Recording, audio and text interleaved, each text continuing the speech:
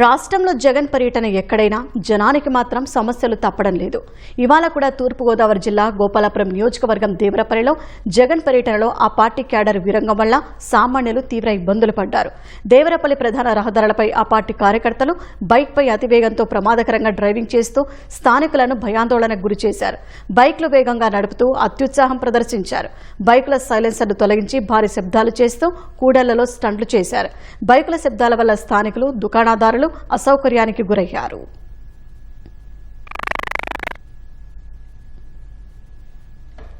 Devarapalli bus stand వద్ద YCP శ్రేణుల బల ప్రదర్శన వాహనదారులకు తిప్పలు తెచ్చిపెట్టింది. రోడ్డుపై అడ్డంగా వైసీపీ శ్రేణుల బల ప్రదర్శన కారణంగా ట్రాఫిక్ స్తంభించింది. సుమారు 2 గంటలుగా వాహనాలు రావడానికి వెళ్లడానికి మార్గం లేక దేవరపల్లి బస్టాండ్లో ప్రయాణికులు పడిగాపులు కాశారు.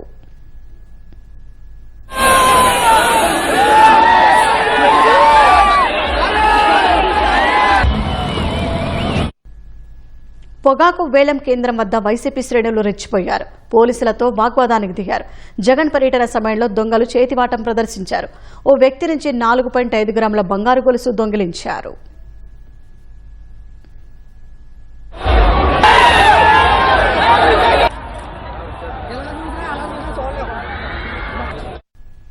అంతకుముందు జగన్ హెలికాప్టర్లో దేవరపల్లి చేరుకోగానే కార్యకర్తలు హెలిప్యాడ్ వద్దకు ఒక్కసారిగా దూసుకుపోయారు. ఈ క్రమంలో హెలిప్యాడ్ వద్ద తోపులాట జరిగింది. బారికేడ్లు విరిగిపోయాయి.